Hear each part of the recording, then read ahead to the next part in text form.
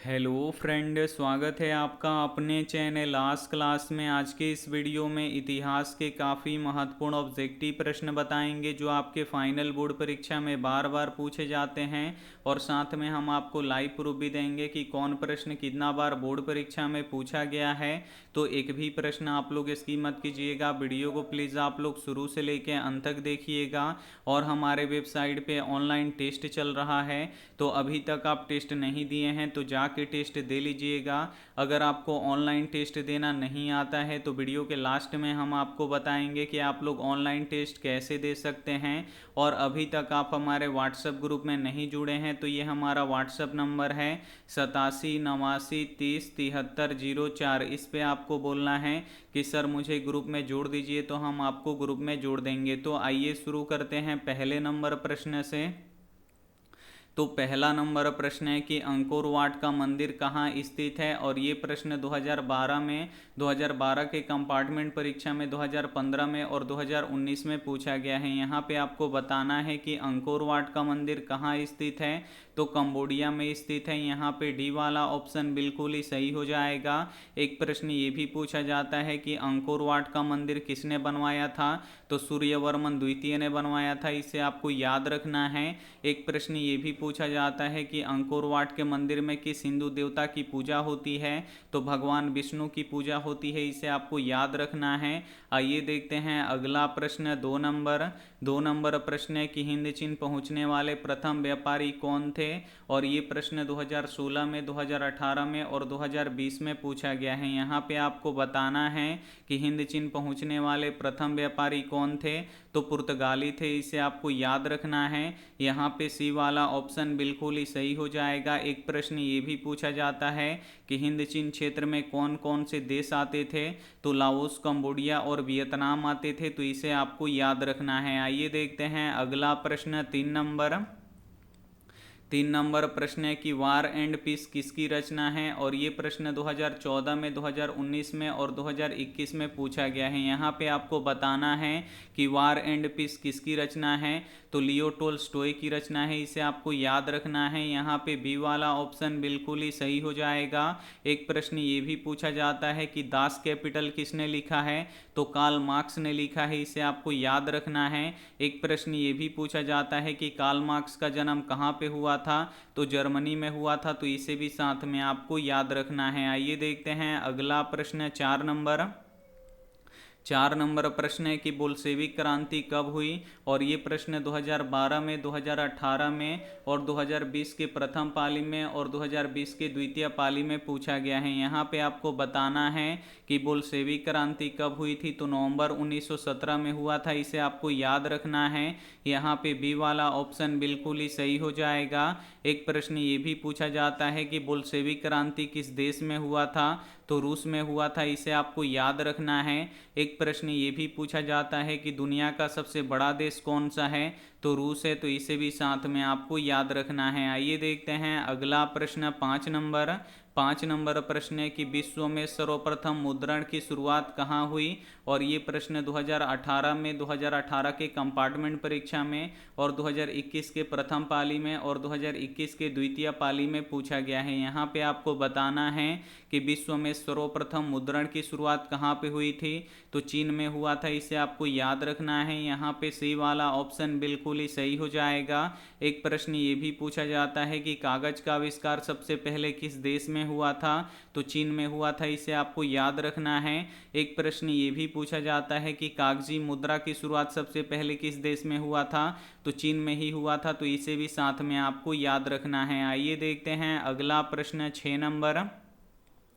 6 number प्रश्न है कि रक्त एवं लौह की नीति का अवलंबन किसने किया। काफ़ी महत्वपूर्ण प्रश्न है ये आपके बोर्ड परीक्षा के लिए।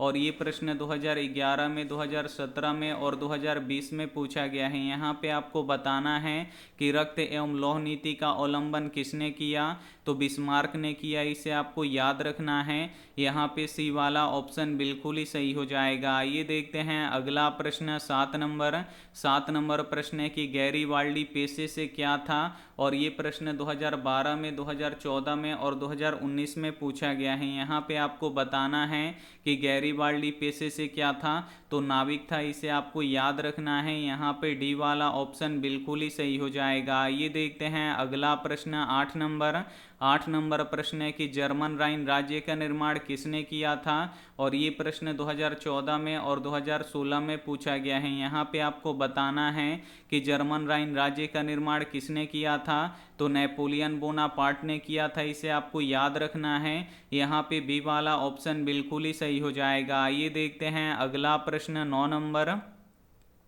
9 नंबर प्रश्न है कि कार्ल मार्क्स का जन्म कहाँ हुआ था। काफ़ी महत्वपूर्ण प्रश्न है और ये प्रश्न बोर्ड परीक्षा में बार बार पूछा जाता है, और ये प्रश्न 2011 में, 2015 में, 2019 में और 2020 में पूछा गया है। यहाँ पे आपको बताना है कि कार्ल मार्क्स का जन्म कहाँ हुआ था, तो जर्मनी में हुआ था, इसे आपको याद रखना है। यहाँ पे बी वाला ऑप्शन बिल्कुल ही सही हो जाएगा। और कार्ल मार्क्स ने कौन सी पुस्तक लिखा था, तो दास कैपिटल लिखा था, तो इसे भी साथ में आपको याद रखना है। आइए देखते हैं अगला प्रश्न 10 नंबर प्रश्न है कि साम्यवादी शासन का पहला प्रयोग कहाँ हुआ था। ये भी काफ़ी महत्वपूर्ण प्रश्न है और ये प्रश्न 2011 में, 2017 में और 2020 में पूछा गया है। यहाँ पे आपको बताना है कि साम्यवादी शासन का पहला प्रयोग कहाँ पे हुआ था, तो रूस में हुआ था, इसे आपको याद रखना है। यहाँ पे ए वाला ऑप्शन बिल्कुल ही सही हो जाएगा। ये देखते हैं अगला प्रश्न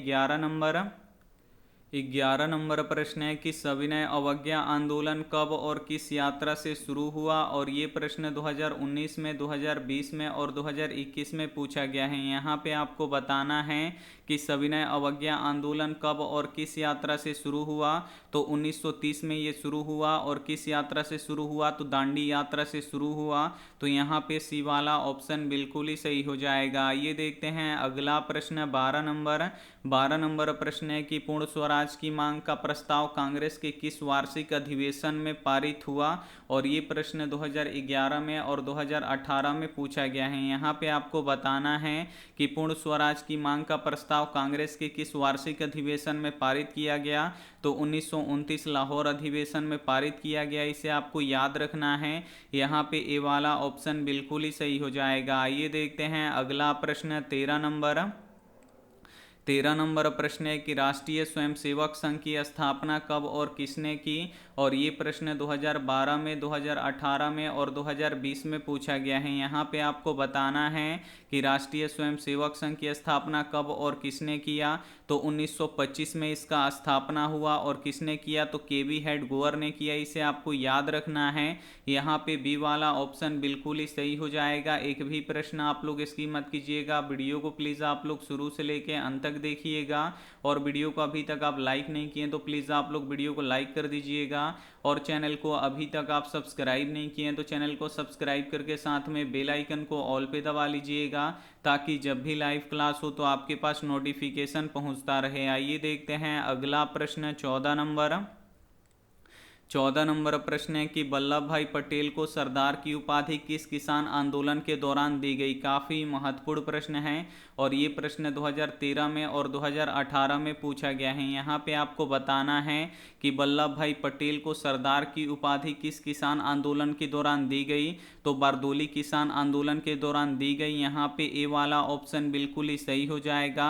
और बारदोली किस राज्य में है, तो गुजरात राज्य में है, तो इसे भी साथ में आपको याद रखना है। आइए देखते हैं अगला प्रश्न 15 नंबर प्रश्न है कि रंपा विद्रोह कब हुआ, और ये प्रश्न 2014 में और 2016 में पूछा गया है। यहाँ पे आपको बताना है कि रंपा विद्रोह कब हुआ, तो रंपा विद्रोह 1916 में हुआ, इसे आपको याद रखना है। यहाँ पे ए वाला ऑप्शन बिल्कुल ही सही हो जाएगा। आइए देखते हैं अगला प्रश्न 16 नंबर प्रश्न है कि सेफ्टी लैम्प का आविष्कार किसने किया। काफ़ी महत्वपूर्ण प्रश्न है और ये प्रश्न बोर्ड परीक्षा में बार बार पूछा जाता है। यहाँ पे आपको बताना है कि सेफ्टी लैम्प का आविष्कार किसने किया, तो हेम्फ्री डेवी ने किया, इसे आपको याद रखना है। यहाँ पे डी वाला ऑप्शन बिल्कुल ही सही हो जाएगा। आइए देखते हैं अगला प्रश्न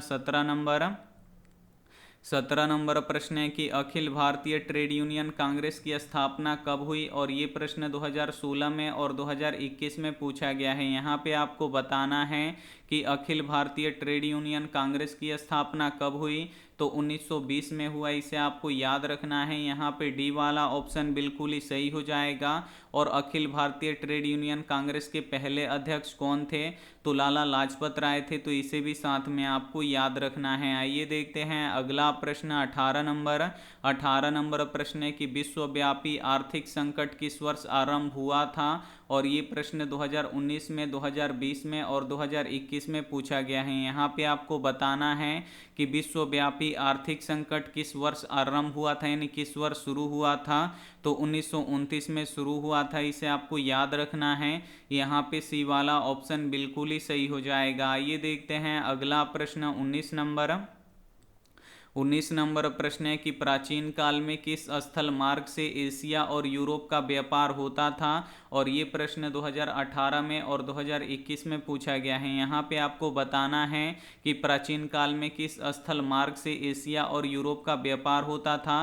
तो रेशम मार्ग के द्वारा होता था। इसे आपको याद रखना है। यहाँ पे बी वाला ऑप्शन बिल्कुल ही सही हो जाएगा। एक प्रश्न ये भी पूछा जाता है कि रेशम मार्ग कहाँ से शुरू होता था, तो चीन से शुरू होता था। तो इसे भी साथ में आपको याद रखना है। आइए देखते हैं अगला प्रश्न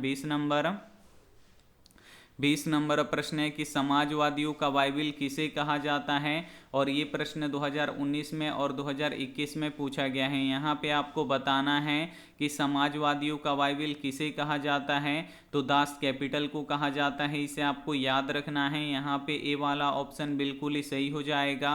और दास कैपिटल किसने लिखा है, तो कार्ल मार्क्स ने लिखा है। तो इसे आपको याद रखना है। आइए देखते हैं अगला प्रश्न 21 नंबर प्रश्न है कि भारतीय राष्ट्रीय कांग्रेस के पहले अध्यक्ष कौन थे। और ये प्रश्न 2017 में और 2020 में पूछा गया है। यहाँ पे आपको बताना है कि भारतीय राष्ट्रीय कांग्रेस के पहले अध्यक्ष कौन थे। तो WC बनर्जी थे, यानी व्योमेश चंद्र बनर्जी थे। इसे आपको याद रखना है। यहाँ पे बी वाला ऑप्शन बिल्कुल ही सही हो जाएगा। और भारतीय राष्ट्रीय कांग्रेस का स्थापना किसने किया था, तो A.O. ह्यूम ने किया था। तो इसे भी साथ में आपको याद रखना है। आइए देखते हैं अगला प्रश्न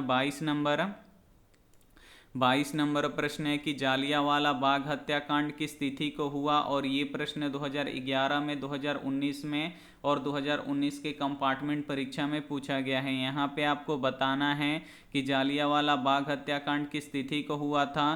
तो 13 अप्रैल 1919 को हुआ था। यहाँ पे ए वाला ऑप्शन बिल्कुल ही सही हो जाएगा। और जालियांवाला बाग कहाँ पे है, तो अमृतसर में है। इसे आपको याद रखना है। एक प्रश्न ये भी पूछा जाता है कि जालियांवाला बाग में गोली चलाने का ऑर्डर किसने दिया था।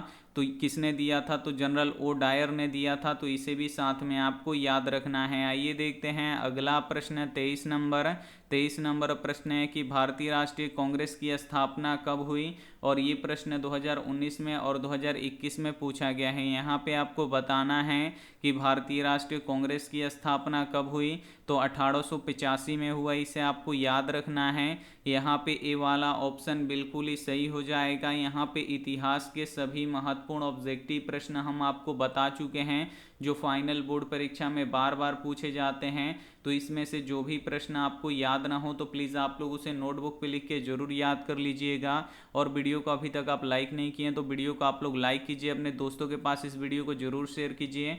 और चैनल को अभी तक आप सब्सक्राइब नहीं किए हैं तो चैनल को सब्सक्राइब करके साथ में बेल आइकन को ऑल पे दबा लीजिएगा, ताकि जब भी लाइव क्लास हो तो आपके पास नोटिफिकेशन पहुंचता रहे।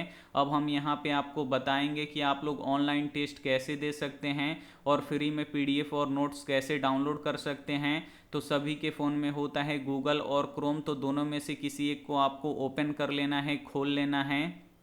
जैसे ही आपका क्रोम या गूगल ओपन हो जाएगा तो यहाँ पे देखिए एक सर्च बॉक्स दिखेगा, बस इसमें लिखना है आपको आस्क क्लास। तो हम यहाँ पे लिख देते हैं ASK और फिर CLASS। हम यहाँ पे आस्क क्लास लिख के सर्च कर देंगे तो यहाँ पे देखिए लिखा हुआ आ जाएगा आस्क क्लास। तो बस इसी पे आपको क्लिक करना है। और जैसे ही आप लोग क्लिक कीजिएगा आप हमारे ऑफिशियल वेबसाइट पे आ जाइएगा। यहाँ पे आप लोग फ्री में टेस्ट लगा सकते हैं, एक भी रुपया आपसे नहीं लिया जाएगा। और ग्रुप में जुड़ने का भी एक भी रुपया नहीं लिया जाता है। और यूट्यूब पे पढ़ाने का भी एक भी रुपया आपसे नहीं लिया जाता है। तो आपको टेस्ट देना है तो यहाँ से टेस्ट दे सकते हैं। अगर आपको आपको पीडीएफ डाउनलोड करना है तो यहाँ से आप लोग पीडीएफ डाउनलोड कर सकते हैं।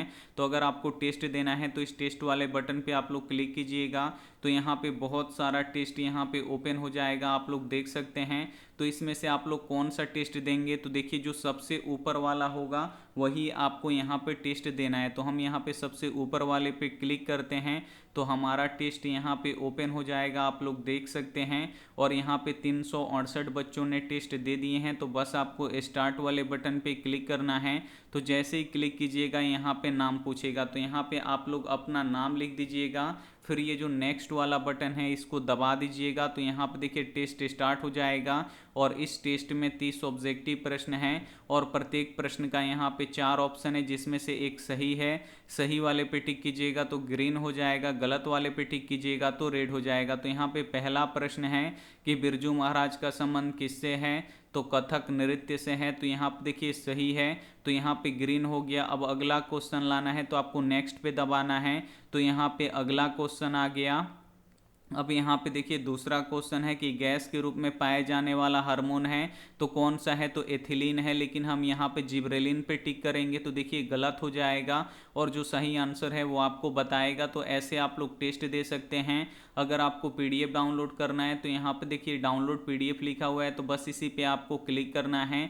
तो यहाँ पे देखिए बहुत सारा पीडीएफ हम यहाँ पे अपलोड कर चुके हैं। अगर आपको फ्री में यहाँ पे सब्जेक्टिव और ऑब्जेक्टिव का पीडीएफ चाहिए तो जो पढ़ाते हैं वो उसका पीडीएफ अपलोड कर देते हैं, तो यहाँ से आके आप लोग डाउनलोड कर सकते हैं। तो उम्मीद करते हैं ये आपको काफ़ी अच्छी तरीके से समझ में आ गया होगा और जो पढ़ाए हैं उसमें से जो भी प्रश्न आपको याद ना हो तो प्लीज़ आप लोग उसे नोटबुक पे ज़रूर उसे लिख के याद कर लीजिएगा, क्योंकि आप लोग नोटबुक पे जब तक नहीं लिखिएगा तब तक आपका वो पूरी तरीके से याद नहीं हो पाएगा। और यहाँ पे देखिए बच्चे तेज कैसे होते हैं, तो यहाँ पे देखिए जो तेज बच्चे होते हैं वो क्या करते हैं कि जो क्वेश्चन उसको नहीं आता है तो उसे क्या करता है, सबसे पहले एक नोटबुक पे लिखता है और नोटबुक पे लिख के उसका रिवीजन करता है, और जो प्रश्न उसको आता है वो उसे छोड़ के आगे बढ़ जाता है। तो यहाँ पे देखिए जो क्वेश्चन उसे याद नहीं है तो उसे नोटबुक पे लिखा रहेगा, तो क्या करेगा, हफ्ते में एक दिन उससे खोलेगा और उसका रिवीजन कर लेगा। तो जो प्रश्न उसे याद नहीं है उसे याद होते चला जाएगा और उसकी तैयारी स्ट्रांग होते चले जाएगी। तो आपको भी क्या करना है कि जो प्रश्न आपको याद ना हो तो उसे आप लोग को नोटबुक पे लिखना है और उसका आपको रिवीजन करते रहना है। और मान लीजिए कि हम पढ़ा रहे हैं तो इसमें 5 से 10 प्रश्न ऐसे होते हैं कि जो यहाँ पे आपको पहले से पता होता है तो उसका आपको क्या हो जाएगा, रिवीजन हो जाएगा। लेकिन यहाँ पे 10 से 15 क्वेश्चन या 20 क्वेश्चन आपको ऐसा मिलेगा जिसका आपको आंसर नहीं पता होगा, तो वैसे क्वेश्चन को आपको क्या करना है, नोटबुक पे लिखना है और उसका आपको रिवीजन करते जाना है। और उसके बाद आप लोग एक दिन ऐसा समय आएगा कि पूरा हम कहीं से भी आपको पढ़ाएंगे तो आपको लगेगा कि ये सभी क्वेश्चन हमको याद है, तो ये दिन आपको याद रखना है। तो अगर आप लोग को ऐसे तैयारी करना है तो जैसे हम बता रहे हैं वैसे आप लोग तैयारी कीजिए, आपका 100% सभी क्वेश्चन क्लियर होते जाएगा। अगर आपको सब्जेक्टिव पढ़ना है तो 1 बजे दिन में सब्जेक्टिव हो रहा है तो आप लोग जरूर सब्जेक्टिव पढ़िए। थैंक यू फॉर वॉचिंग, मिलते हैं अगली वीडियो में, तब तक अपना ध्यान रखिए, मन लगा के पढ़ाई कीजिए। Take care and bye.